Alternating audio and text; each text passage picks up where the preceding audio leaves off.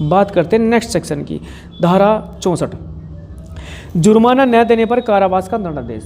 धारा 64 बोलती है कि यदि किसी व्यक्ति के ऊपर जुर्माना अधिरोपित किया गया और वो जुर्माना नहीं देता तो फिर इसको अतिरिक्त कारावास की सज़ा भुगतनी पड़ेगी। मतलब यदि चोरी का कोई मामला था और जज साहब ने उसको 2 साल का कारावास और 5,000 रुपये का जुर्माना लगाया और 5,000 रुपये वो देने से इनकार करता है, मना करता है या असमर्थता दिखाता है या जमा नहीं कर पाता उसको, तो उस कंडीशन में कितना अतिरिक्त कारावास एडिशनल जो उसको जेल भोगनी पड़ेगी वो कितनी होगी, सेक्शन 64 इस विषय में बात करती है। और सेक्शन 64 कहती है कि कारावास और जुर्माना, कारावास या जुर्माना, देखिए जब कोई भी पनिशमेंट होता है, जब आप सेक्शन 53 पढ़ोगे तो वहाँ दिया गया है कि सेक्शन 53 में जो आपके दंड के प्रकार दिए गए हैं, वहाँ है कि कारावास, जुर्माना, आजीवन कारावास, मृत्युदंड, ये इस तरह के 5 प्रकार के दंडों के विषय में बताया गया है। तो सेक्शन 64 कहती है कि कारावास और जुर्माना दोनों से दंडनीय अपराध के हर मामले में, कारावास और जुर्माना दोनों से दंडनीय अपराध के हर मामले, मतलब जहां न्यायाधीश ने कारावास और जुर्माना दोनों इम्पोज किया है, दोनों अधिरोपित किए हैं, मतलब किसी भी मामले में चोरी का हो, लूट का हो, हत्या का हो, डकैती का हो, उसको जेल में उसको कारावास के लिए भी दंड मिला है, कारावास का दंड भी मिला है, 1 साल 2 साल 10 साल जो भी मिला है, और साथ में जुर्माना भी मिला है जहाँ ये कंडीशन है। या फिर पनिशमेंट किस तरह से दिया जाएगा, कारावास या जुर्माना, जहाँ इस तरह से पनिशमेंट लिखा हुआ है धाराओं के अंदर, वहाँ जज के हाथ खुले हुए हैं, वो चाहे तो कारावास में भेज दे और चाहे तो जुर्माना लगा दे। और जहाँ लिखा हुआ है कारावास और जुर्माना, वहाँ उसको दोनों ही लगाने पड़ेंगे, या केवल कारावास लिखा हुआ है या केवल जुर्माना लिखा हुआ है, तो किसी भी जो आपका ऑफेंस होता है उसका पनिशमेंट इसी तरह से लिखा हुआ है और इसी तरह से दिए जाते हैं। तो इस प्रकार धारा 64 बोलती है कि कारावास और जुर्माना, मतलब जहाँ दोनों अधिरोपित करने हैं, दोनों इम्पोज करने हैं, कारावास भी लगाना है और जुर्माना भी लगाना है, ऐसी कोई धारा है, दोनों से दंडनीय अपराध के हर मामले में जिसमें अपराधी कारावास सहित या रहित जुर्माना से दंडाधिष्ट हुआ हो, जुर्माना उसके ऊपर लगाया गया होना जरूरी है। फिर इसकी जो सेकंड पैराग्राफ है वो बोलते हैं धारा का कि तथा कारावास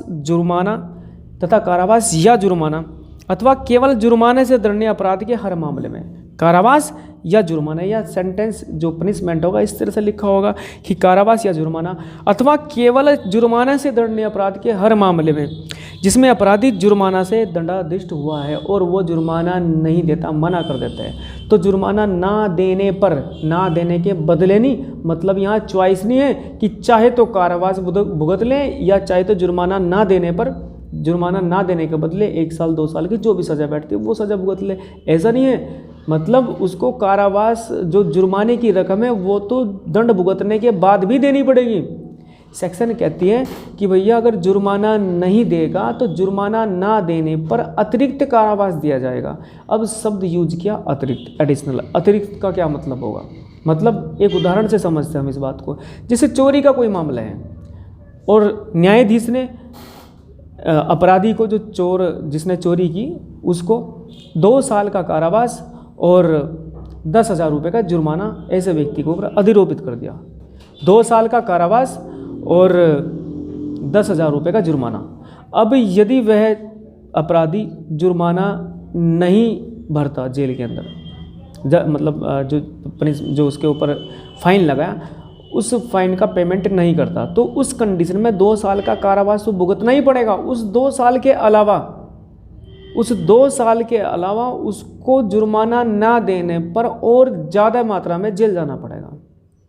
जुर्माना ना देने पर भी उसको जेल जाना पड़ेगा। अब कितना जेल जाना पड़ेगा, कितने टाइम के लिए जेल जाना पड़ेगा, इस विषय में बात करती है सेक्शन 65। सेक्शन 65 बोलती है कि यदि अपराध कारावास और जुर्माना दोनों से दंडनीय है तो वह अवधि जिसके लिए जुर्माना देने में व्यतिक्रम होने की दशा के लिए न्यायालय अपराधी को कारावासित करने का निर्देश दे, कारावास की उस अवधि की 1/4 से अधिक नहीं होगी जो अपराध के लिए अधिकतम नियत है। मतलब सेक्शन 65 में वो रूल दिया गया है कि भैया अगर जुर्माना नहीं देता तो कितने दिन तक, कितने टाइम तक वो जेल के अंदर बंद रहेगा। मतलब हमने 2 बातें पढ़ी यहाँ पर। एक पढ़ी कि चोरी करने के एवज में उसको 2 साल के लिए जेल भेजा और फिर एक्स्ट्रा और भी जेल जाना पड़ेगा उसको, जो उसने जुर्माना नहीं भुगतान किया जिस जुर्माने का। तो जुर्माने का भुगतान न करने पर उसको जो अतिरिक्त जेल जाना पड़ेगा उसका निर्धारण आप सेक्शन 65 से करोगे। और सेक्शन 65 ये बोलती है कि जुर्माना ना देने पर ऐसा व्यक्ति जो मुख्य कारावास हुआ, जिस अपराध के लिए उसको जेल में भेजा गया है, तो किस अपराध के लिए जेल में भेजा गया था? चोरी के लिए। तो चोरी के लिए अधिकतम पनिशमेंट, मैक्सिमम पनिशमेंट कितना होता है? 3 इयर्स, 3 साल, 3 वर्ष होता है। तो 3 वर्ष का 1/4 निकाल लो आप, कितना होगा? मतलब 36 महीने का 1/4 निकालना है आपको, जो बैठेगा 9 मंथ। तो जुर्माना ना देने पर मतलब जितने टाइम के लिए जेल भेजा, देखो यहाँ 2 बातें आपको समझनी पड़ेगी। एक तो है कि उसको अधिकतम सज़ा चोरी के लिए 3 साल है, लेकिन उस व्यक्ति को कितने साल के लिए भेजा? 2 साल। हम 2 साल का 1/4 नहीं करेंगे। आईपीसी में किसी अपराध के लिए जितना मैक्सिमम पनिशमेंट दिया गया है, मैक्सिमम पनिशमेंट चोरी के लिए 3 साल का दिया गया है। अब 3 में से कितना भी कम कर सकता है वो उसके ऊपर डिपेंड करते हैं, न्यायाधीश के ऊपर डिपेंड करते हैं। लेकिन उसके लिए आईपीसी में कितना मैक्सिमम पनिशमेंट लिखा हुआ है उसका 1/4 करना है। तो जुर्माना ना देने पर चोरी के लिए जेल भेजा तो 3 साल का 1/4 कर लेंगे, 9 महीने बैठेगा।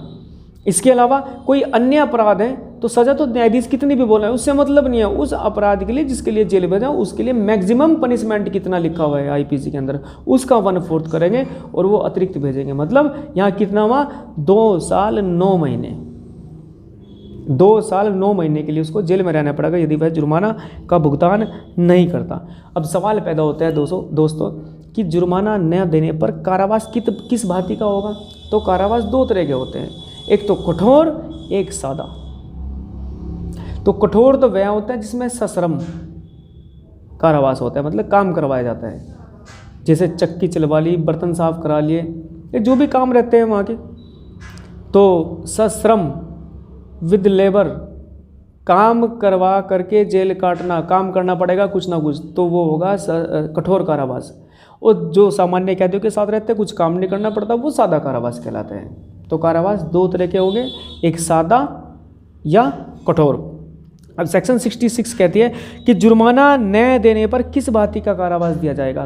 तो जवाब आता है कि वह कारावास जिसे न्यायालय जुर्माना देने में व्यतिक्रम होने के लिए अधिरोपित करे। मतलब देरी होने में, अगर आप देरी करोगे जुर्माना का भुगतान करने में, तो आपके ऊपर जो अतिरिक्त जो कारावास का आपको भुगतान करना पड़ेगा वो किस टाइप का होगा? सादा होगा या कठोर? तो 66 कहती है कि ऐसी भांति का हो सकेगा जिससे अपराधी को उस अपराध के लिए दंडाधिष्ट किया जा सकता था। मतलब चोरी के लिए गया तो चोरी के लिए सादा कारावास होगा या कठोर, लूट के लिए सादा कारावास होगा या कठोर। जिस भांति का वहाँ हो सकता था उसी भांति का यहाँ भी हो सकता है। मान लिया किसी व्यक्ति ने कोई अपराध किया और कोई हीनियस ऑफेंस था, कोई बड़ा, मान लिया आपका ऐसा मान के चलो आप हत्या का कोई मामला था या रेप का कोई मामला था, तो वहाँ क्या होगा? एक तो रेप के लिए उसको सज़ा काटनी पड़ेगी, एक जो न्यायाधीश ने उसके ऊपर जुर्माना लगाया वो जुर्माने का भुगतान करना पड़ेगा। और यदि वह व्यक्ति जुर्माने का भुगतान नहीं करता तो रेप के लिए जो मैक्सिमम पनिशमेंट है उसका 1/4 कर लेंगे।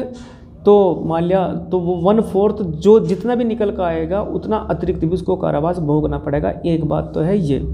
और दूसरी बात ये है कि वो किस तरह का होगा, तो हम ये देख लेंगे रेप के लिए कठोर होता है या सादा होता है, उसी बात का जुर्माना ना देने पर भी हो सकेगा। आज के लिए इतना ही, फिर हम पढ़ेंगे कोई नेक्स्ट सेक्शन 66, 67, 68, 69 और 70, ये सेक्शन और डिस्कस करेंगे। ये लेक्चर थोड़ा लंबा हो जाएगा इसलिए नेक्स्ट लेक्चर